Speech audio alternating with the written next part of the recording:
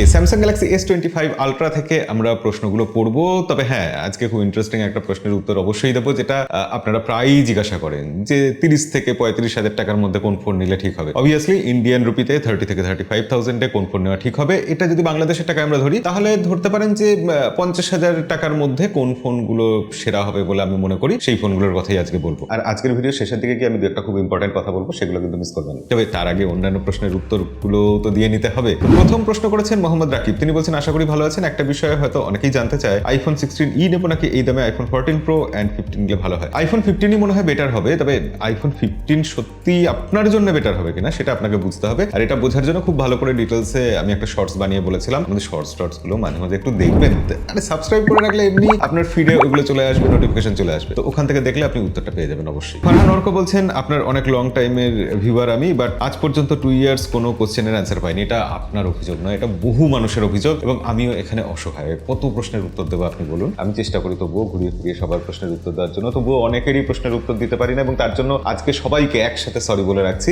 চেষ্টা করবো আগামী দিনে আপনাদের সবার প্রশ্নের উত্তর দেওয়ার। তার প্রশ্নটা মূলত এটাই যে pixel 8 pro versus pixel 9 versus iPhone 15 কোনটা বেটার হবে? অবভিয়াসলি পিক্সেল নয়, আইফোন 15 যেখানে এত ভালো অপশন রয়েছে আপনার হাতে, আপনি আইফোন 15ই নিন। পিক্সেল ফোনের প্রতি গুগলের নিজেরই যত্ন নেই, নিজেরই মন নেই। এছাড়া স্যামসাং এর ফাউন্ডারিতে তৈরি প্রসেসর, নানা রকম সফটওয়্যার আপডেটে বাগ, এই সব তো লেগেই রয়েছে। কেন পিক্সেল নেবেন শুধু পিক্সেলের ওই ক্যামেরার জন্য? আজকাল অনেকেই ওরকম ভালো ক্যামেরা দিচ্ছে। যিশু শর্মা বলছেন, দাদা কেমন আছেন? আমি যিশু ভাই বলছিলাম কাতার থেকে। আমার প্রশ্নের উত্তরটা দেবেন প্লিজ। দাদা, আমি একটা 1 লক্ষ টাকার মধ্যে ফোন নিতে চাইছি, এই সময় কোন ফোনটা বেস্ট হবে? স্যামসাং S24 আলট্রা কেমন হবে? S24 আলট্রা নিঃসন্দেহে ভালো হবে, খুবই ভালো হবে। আমি যদি এখন নিজের পয়সা দিয়ে একটা ফোন কিনতে যেতাম, তাহলে স্যামসাং গ্যালাক্সি S24 আলট্রাই কিনতাম। এত টাকা খরচা করে S25 আলট্রা কিনতাম না। বাংলাদেশ ICE বলছেন, অভ্রদা কাস্টম রম সম্পর্কে একটু ডিটেল জানতে চাই।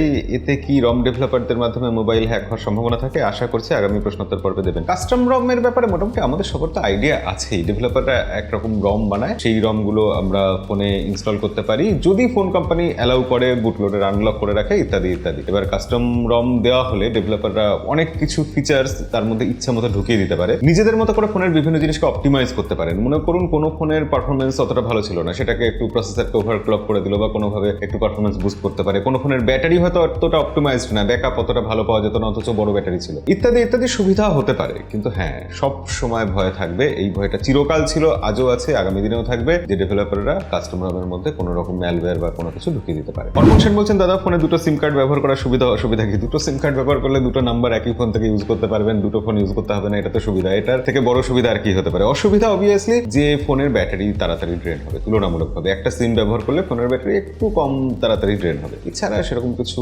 সুবিধা অসুবিধা তো আমার এই মুহূর্তে মনে করছে না। নিত্যানন্দ দেবনাথ বলছেন, দাদা আপনার ভিডিওগুলো খুবই ভালো লাগে, অনেক কিছু জানতে পেরেছি। দাদা ইন্ডিয়ান 20,000 থেকে 30,000 বা 35,000 টাকার মধ্যে বর্তমানে কোন ফোনগুলো বেশি ভালো হবে? সবকটা আলাদা সেগমেন্ট, 20 থেকে 25 আলাদা, 25 থেকে 30 আলাদা, 30 থেকে 35, এরকম ভাবে প্রশ্ন করলে হবে। তবু আমি 30 থেকে 35 বলে দিচ্ছি, কারণ ওটাই আপনি যা যা লিখেছেন তার মধ্যে সব থেকে দামি, এবং ওই সেগমেন্টে যা কিছু পাওয়া যাবে সেটা কখনোই 20,000 সেগমেন্টে পাওয়া যাবে না। তাই আপনি যদি পাশাপাশি রেখে পছন্দ করতে যান, তাহলে 30 থেকে 35 ফোনই আপনার পছন্দ হবে। বাংলাদেশে অবভিয়াসলি এই ফোনের দামই অন্তত পক্ষে 50,000 হবে। তো সেক্ষেত্রে ফোনগুলো আমি এবার বলে দিই। দেখুন, এই প্রাইস সেগমেন্টে আসলে বেশ কিছু ভালো ফোন আছে, কোনটা ছেড়ে কোনটার কথা বলি। Recently nothing phone 3A pro launch হয়েছে, সেটার নাম বলতে ইচ্ছা করছে, কিন্তু সেটা ভ্যালু ফর মানি বলে আমার মনে হয় না। ভিভো V50 যথেষ্ট ভালো ফোন, ক্যামেরার জন্য তো বিশেষ করে ভালো ফোন, দেখতেও ভালো, স্টাইলিশ ফোন, ভিভোর ফোন, মানে সেই ফোনটার নামও নিতে ইচ্ছা করবে। আইকুনিও 9 প্রো একটু পুরনো হয়ে গেছে ফোনটা, বেশ পাওয়ারফুল ফোন ছিল। কোয়ালকম স্ন্যাপড্রাগন 8 Gen 2 প্রসেসর দিয়ে এসেছিল ফোনটা, সেই ফোনটার নামটাও নিতে খুব লোভ লাগছে। তবু আমার লিস্ট যদি চান, আমি সবার আগে যেটা বলবো Vivo T3 ultra. MediaTek Dimensity 9200 plus processor আছে। ভিভোর ফোন মানে স্টাইলিশ দেখতে, বড় সড়ো কার্ভ ডিসপ্লে আছে, ডিসপ্লের কোয়ালিটি খুব ভালো। প্রাইমারি ক্যামেরাতে ছবি কিন্তু সত্যিই ভালো আসে। 5500 mAh ব্যাটারি, 80 ওয়াটের ফাস্ট চার্জার, সব মিলিয়ে মনে হয় প্যাকেজটা ভালো। কিন্তু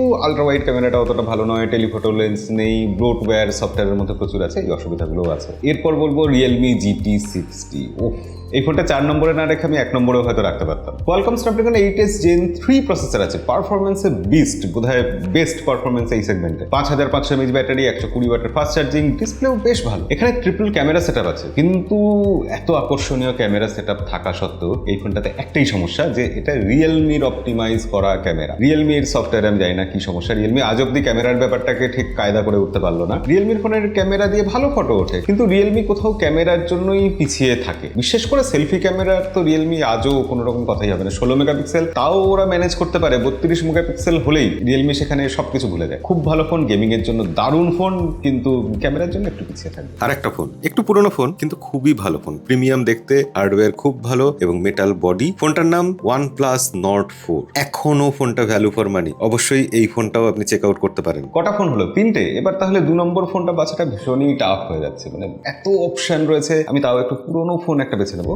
মোটো H50 Pro। ফোনটার ডিসপ্লে অসাধারণ, 144 হার্টজের কার্ভ ডিসপ্লে, ফোনটা দেখতে অসাধারণ, প্যান্টন কালারের ব্যাপার রয়েছে এবং ক্যামেরার ক্ষেত্রে টেলিফোটো লেন্স রয়েছে। এই প্রাইস সেগমেন্টে টেলিফোটো লেন্স সেটা পাওয়াটা একটা বেশ বড়সড় ব্যাপার। ব্যাটারি ব্যাকআপ ভালো, অপটিমাইজেশন ভালো, আর মোটোরোলার ফোন মানে সফটওয়্যার তো নিঃসন্দেহে খুবই ভালো। সব মিলিয়ে এই ফোনটা ভীষণই অ্যাপিলিং, কিন্তু এই ফোনটাতে প্রসেসর রয়েছে কোয়ালকম স্ন্যাপড্রাগন 7 Gen 3। এবার 7 Gen 3 8 জেনারেশনের প্রসেসরের থেকে অবভিয়াসলি পিছিয়ে থাকবে এবং এটা গেমিং সেন্ট্রিক ফোন কোনোভাবে নয়। কিন্তু যদি গেমিংটা আপনার ফোকাস না হয়, যদি টুকটাক কখনো গেম খেলবেন ভাবেন, আর বাদ বাকি সব জিনিস যদি আপনার প্রয়োজনীয় হয়ে থাকে, ক্যামেরার উপর বিশেষ করে জোর থাকে, সফটওয়্যার এক্সপিরিয়েন্সের উপর জোর থাকে, তাহলে এই ফোনটা অবশ্যই একটা ভালো অপশন। এবার 1 নম্বর ফোন, এখানেও 144 হার্টজের রিফ্রেশ রেট আছে, 6400 mAh ব্যাটারি, 80 ওয়াটের ফাস্ট চার্জার, ব্যাক সাইডে 50+ 8 মেগাপিক্সেল ক্যামেরা আছে। এমনিতে প্রাইমারি লেন্সে কিন্তু ছবি বেশ ভালো আসে, বিশেষ করে ভিভোর অ্যালগোরিদম যেখানে খুব খারাপ ছবি কোনোভাবেই আসবে না। আমি খারাপ ভালো অর্থে বলতে চাইছি যে সোশ্যাল মিডিয়া রেডি ছবি আসে। হ্যাঁ, আলট্রা ওয়াইড অ্যাঙ্গেল লেন্স ভালো হতে পারতো, কিন্তু এই ফোনটার ফোকাস তো ক্যামেরা নয়, এই ফোনটার ফোকাস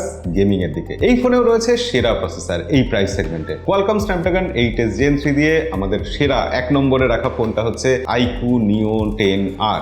iQOO রিসেন্টলি বেশ ভালো কাজ করছে, বেশ কিছু ভালো ভালো ফোন নিয়ে এসেছে, তো এই ফোনটা ভ্যালু ফর মানি। আর এর বাইরে অনেকেই আমাকে প্রায় প্রশ্ন করেন OnePlus 13R, তার কি হলো? OnePlus 13 এর ব্যাপারে কিছু বলি না। এই যে OnePlus 13R আমার কাছে দীর্ঘদিন ধরে রয়েছে, ভিডিওটা শুধু বানানো হয়নি, আসলে ফোনটা আমার কাছে আসতে একটু লেট হয়ে গেছিল, তো সেই কারণে আজ হবে কাল হবে করে এই ফোনের ভিডিও বানানো হয়নি। OnePlus 13Rও কিন্তু খুব ভালো ফোন। বাবলু মাহারা বলছেন, আচ্ছা দাদা আমার ভালোবাসা নেবেন। আমি বলছি বীরভূম জেলা থেকে, এই যে ব্যাটারি 6000 7000 7500 ব্যাটারি এমএইচ মানে কি বেশি চার্জ দেবে? না, এটা প্রশ্নটা একদম ঠিক প্রশ্ন। আমরা দেখি যে আজকাল বিভিন্ন ফোনে 6500 mAh ব্যাটারি, 7300 mAh ব্যাটারি, বড় বড় ব্যাটারি আসছে, কিন্তু বড় ব্যাটারি মানেই এরকম কোনো নিয়ম নেই যে তাতে বেশি চার্জ থাকবে। 4000 mAh ব্যাটারি যতটা ব্যাকআপ দেয়, 8000 mAh ব্যাটারি শুনলে মনে হবে তার ঠিক ডাবল ব্যাকআপ দেবে, কিন্তু সেটা কখনোই দেবে না। বড় জোর 60% 70% বেশি ব্যাকআপ দিতে পারে, কিন্তু কখন দেবে? যখন সেই ব্যাটারিটা ঠিকঠাক অপটিমাইজ করা থাকবে। যদি অপটিমাইজেশন ঠিক না হয়, একটা 5000 mAh ব্যাটারি একটা 7000 mAh ব্যাটারির থেকে বেশি ব্যাকআপ দিতে পারে। 7000 বা 8000 সংখ্যাটা বড় বলেই যে সেটা বেশি ব্যাকআপ দেবে এরকম কোনো কথা নেই। ব্যাটারির জগতে আসল খেলা হচ্ছে ফোনের অপটিমাইজেশন, আর ফোনের অপটিমাইজেশন মানে হলো ওই ব্যাটারি থেকে বিভিন্ন হার্ডওয়্যার, যেমন প্রসেসর, যেমন ক্যামেরা, যেমন ডিসপ্লে, এরা কতটা পাওয়ার নেবে, কত কম পাওয়ারে কাজ করতে পারবে, কত কম ব্যাটারি খরচা করবে, এই জিনিসটা। তো ফোনের কোম্পানিগুলো সবসময় আমাদের সাথে এটাই করে, সংখ্যা ছুড়ে দেয় আমাদের দিকে, আর আমরা সংখ্যা দেখেই ভুলে যাই সবকিছু। এই সংখ্যা দেখে ভুলবেন না, রিভিউয়ারদের থেকে রিভিউ দেখে জেনে নিন যে ফোনের ব্যাটারি অপটিমাইজেশন কতটা ভালো। পরের প্রশ্ন করেছেন সপ্তর্ষি মৈত্র, তিনি বলছেন, can you please confirm iQOO Z10 having dual speaker or single speaker? হ্যাঁ, iQOO Z10 আমরা কয়েকদিন আগে রিভিউ করেছিলাম, ফার্স্ট ইমপ্রেশন করেছিলাম, এটাতে সিঙ্গল স্পিকারই রয়েছে, ডুয়েল স্পিকার নেই। তো আজকে তো ভিডিও ইতিমধ্যে লম্বা হয়ে গেছে, ভিডিও শেষ করার আগে আমি ইম্পর্টেন্ট আরো দুটো কথা বলতে চাই। প্রথমত, মোটোরোলার একটা ফোন লঞ্চ হচ্ছে, যে ফোনটাতে 25-30 হাজার টাকার মধ্যে, এক্সাক্ট দাম আমি বলতে পারবো না, আমার নামে মামলা হয়ে যাবে, কিন্তু সেই ফোনটাতে এত কম দামে এস পেন রয়েছে, মানে স্টাইলাস রয়েছে। এই যে আমাদের স্যামসাং গ্যালাক্সি S25 আলট্রাতে যেরকম এস পেন থাকে, তো একটা 25,000 টাকা দামের ফোনে বা 30,000 টাকা দামের ফোনে মোটোরোলা লঞ্চ করছে, স্টাইলাস আছে, মোটো H60 স্টাইলাস ফোনটার নাম। তো ফোনটার ভিডিও আসছে, খুব শিগগিরই আসছে, অবশ্যই দেখবেন, মিস করবেন না। কত তারিখ আসবে? 15 এপ্রিল দুপুর 12টার সময় আমাদের চ্যানেলে যোগ রাখুন। দ্বিতীয়ত, আমি যে এত আংটি পরে আছি, ব্যাপারটা কি? আসলে স্যামসাং তাদের গ্যালাক্সি রিং লঞ্চ করেছিল কিছুদিন আগে, স্মার্ট রিং, এবং স্যামসাং এর গ্যালাক্সি রিং দাম শুনে তো চেয়ার থেকে উল্টে পড়ে যেতে হবে। এনিওয়ে, তো স্যামসাং এর গ্যালাক্সি রিং এর ভিডিও আমাদের চ্যানেলে খুব শিগগিরই আসছে। এই চ্যানেলে না হলেও বেঙ্গলি টেকি চ্যানেলে তো অবশ্যই আসছে। আপনারা যারা আমাদের ভিডিও নিয়মিত দেখেন তারা লক্ষ্য করেছেন হয়তো যে আমি এই রিংটা প্রায় 2 সপ্তাহ হলো ইউজ করছি, তো এর অনেক ডিটেলস ভিডিও আসবে। তো আজকের ভিডিও আর লম্বা করবো না, ভিডিও এখানেই শেষ করবো, দেখা হবে পরের ভিডিওতে। আজকের মতো বিদায়।